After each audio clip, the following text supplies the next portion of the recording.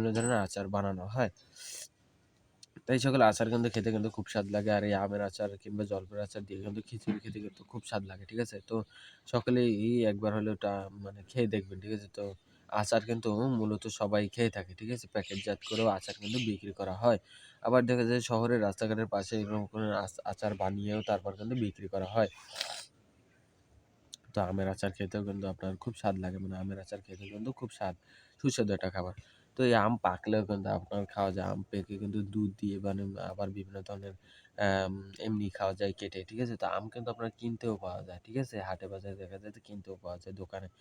তো আপনারা আমের গাছ যদি লাগান তাহলে একটু খোলামেলা জায়গা দেখে লাগাবেন। ঠিক আছে? আর আম গাছ লাগালে কিন্তু আপনার ভালোই হয়। আম গাছ থেকে ফল পাবেন। তো সকলেরই উচিত গাছ লাগানো। তো গাছ লাগাবেন, পরিবেশ বাঁচাবেন।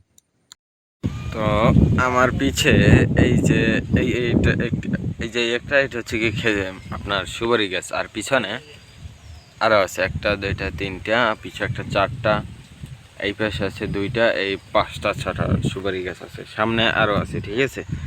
তো এই সুপারি গাছগুলো আপনার অনেক বড়ই, হ্যাঁ, যেগুলোতে সুপারি হয় একদম আগায় দেখানো যায় না। হ্যাঁ, তো আমার সামনে আরও 2টা গাছ আছে। হ্যাঁ, ওই গাছগুলোতে আপনার সুপারি হয়। ঠিক আছে? মানে সুপারি এখনো পেকে রয়েছে, যে ওটা লাস্টে দেখিয়ে দেবো।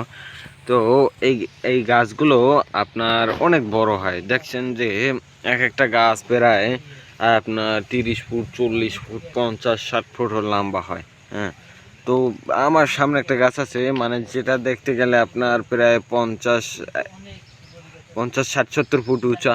হ্যাঁ, মানে ও আরও দূরে অনেক।